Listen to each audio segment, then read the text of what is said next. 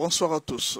Emmanuel Macron demande d'être le médiateur entre la RDC et le Rwanda. Il veut vraiment contribuer à donner la paix entre les deux pays. Parmi les choses qu'il a demandé, d'abord il a dit 3 ou 4 choses. Il dit d'abord, il ne peut pas accepter le double standard. C'est-à-dire quoi? C'est qu'il condamne de la Russie en Ukraine, il ne peut pas accepter que le Rwanda le fasse pour la RDC. Jamais. Emmanuel Macron ne veut pas de ça. Deuxièmement, la France a un rôle très important à jouer pour la paix en RDC. Et il pense que la France veut contribuer pour la paix dans la région des Grands Lacs. Pas seulement entre le Rwanda et la RDC. Ils veulent favoriser le développement économique de la région des Grands Lacs. Ce qui fait que la France demande à la RDC de lui accorder aussi cette opportunité de devenir médiateur entre lui et le Rwanda et aussi notamment entre la France et les pays des Grands Lacs, afin qu'il y ait une paix durable. Donc Emmanuel Macron est prêt pour que la France contribue à la paix en RDC. Alors, le problème qu'on se pose, que veut vraiment la France dans cette guerre de la RDC? Que cherche la France? Nous l'avons vu au niveau des Nations Unies. La France a été le pays qui a bloqué, qui a contribué à ce que les Nations Unies ne puissent pas voter la résolution 2773. Au niveau de l'Union européenne, c'est la France qui a bloqué les sanctions contre le Rwanda. Maintenant, aujourd'hui, la France se présente pour être médiateur entre la RDC et le Rwanda. Bon, on ne sait pas. Je pense que tout le monde aujourd'hui maintenant peut comprendre. Dans le temps, on pouvait tromper les Congolais parce que bon, il n'y avait pas de médias, on ne comprenait pas les choses telles que ça s'est passé. Je viens d'abord vous revenir dans une mémoire. Vous vous rappelez du Magellan? Le président Félix, on l'a traité de Magellan, n'est-ce pas? Les pigeons voyageurs, vous vous rappelez? Il voyage à tout moment. Il voyage à tout moment. Où est-ce qu'il allait? Il allait en Europe. Il allait en Allemagne. Il allait en Belgique. Il allait partout. C'était quoi? Proposer les deals que le président vient de proposer aux Américains. Le président est parti voir Macron pour lui dire que non. Au lieu qu'il y ait la guerre à tout moment, pourquoi l'Europe ne peut pas prendre les minéraux, exploiter les minéraux, au lieu d'être des receleurs? Vous vous rappelez de l'interview que Félix avait tenue sur France 24 ou bien LCI, vous vous rappelez? Il dit, au lieu que l'Europe soit les receleurs, pourquoi vous ne pouvez pas prendre les minéraux directement chez nous?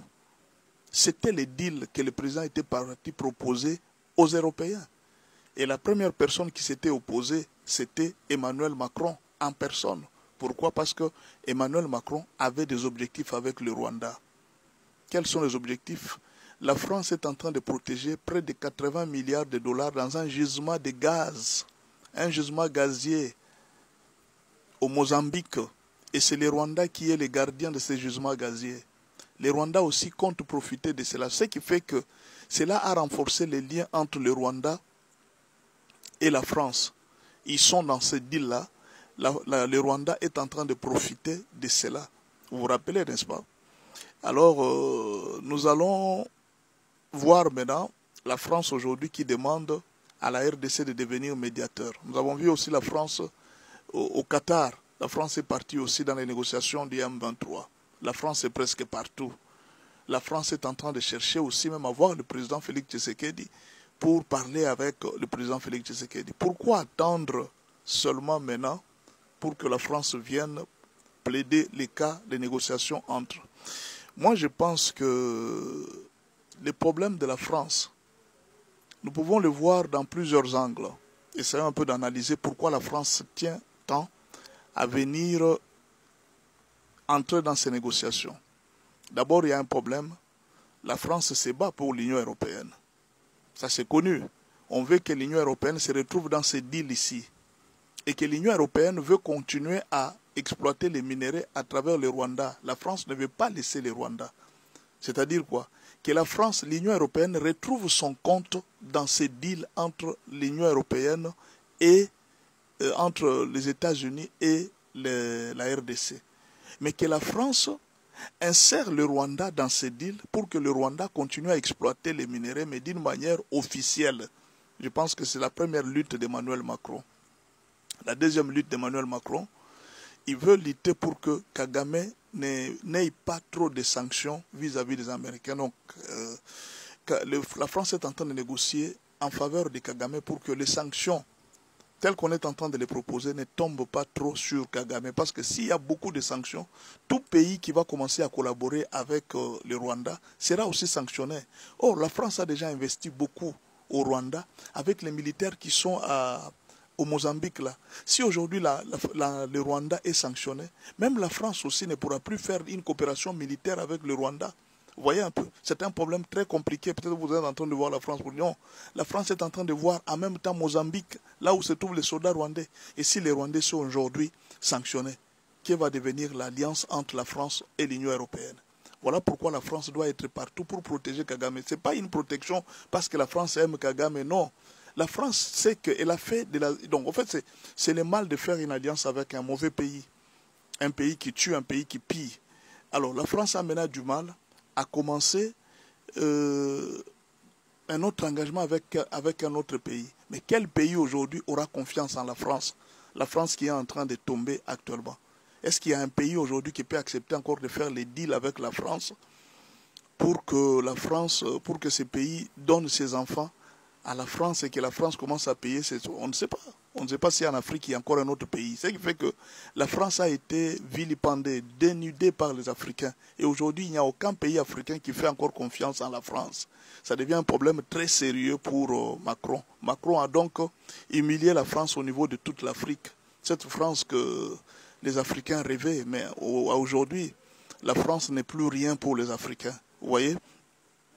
Alors, cette crainte, cette peur qu'on avait de la France, elle n'est plus rien pour les Africains. On a découvert toutes les faiblesses de la France, on a découvert la force de la France, on a découvert la faiblesse de la France.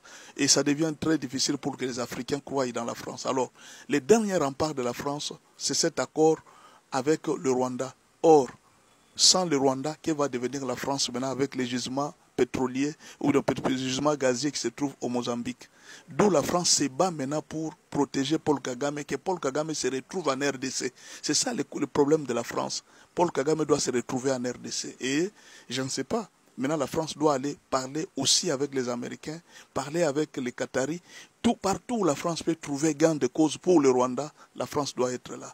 Au fait, c'est ça, cette réalité que vous voyez. Vous allez voir la France partout et vous allez comprendre. La question qu'on se pose, quelle sera alors la réaction de nos autorités vis-à-vis de la France? Bon, à ce que je sache, en voyant Félix Tshisekedi, je sais que c'est quelqu'un, quand il te tourne le dos, c'est fini. Vous voyez, depuis qu'il avait tourné le dos à Kagame, à Kabila et aux autres, vous voyez, il ne rentre pas difficilement devant sa décision. Très difficile. Quand il prend une décision, le président rentre difficilement devant sa décision. Vous voyez, il est parti avec Kagame jusqu'au bout.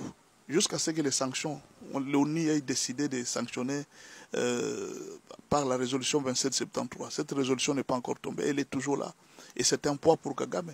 Aujourd'hui, vous ne vous rendez pas compte. La moindre escarmouche qu'on était en train de dire, oh non, voilà, Félix va donner la moindre escarmouche. Ce qu'il a fait à Kagame, c'est plus qu'une bombe. C'est l'avenir de Kagame qui est par terre. Ce que Félix a fait à Kagame, il a fait trembler toute l'Union européenne. Aujourd'hui, l'Union européenne est dépassée. On ne sait pas comment est-ce qu'on va faire. Comment est-ce que Félix les a eus alors qu'il venait devant eux, les suppliant presque.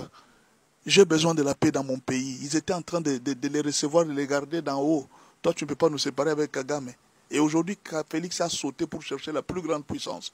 Et voilà, tous commencent à revenir vers Félix. Vous allez voir la Belgique qui commence aussi à marcher pour venir chercher comment investir. Et les autres pays. Et ça ne s'est pas fini. Vous allez voir encore beaucoup d'autres pays qui vont défiler ici au Congo. Parce que là où il y a des investissements américains, il y a quand même une certaine assurance. Tout le monde veut investir là où se trouvent les Américains parce que les Américains, c'est une superpuissance. Vous comprenez?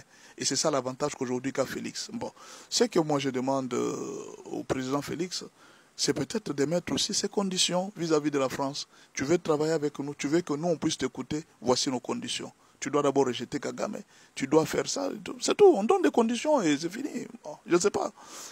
Mais la France n'est pas la bienvenue pour nous dans notre pays. Elle nous a beaucoup trahis.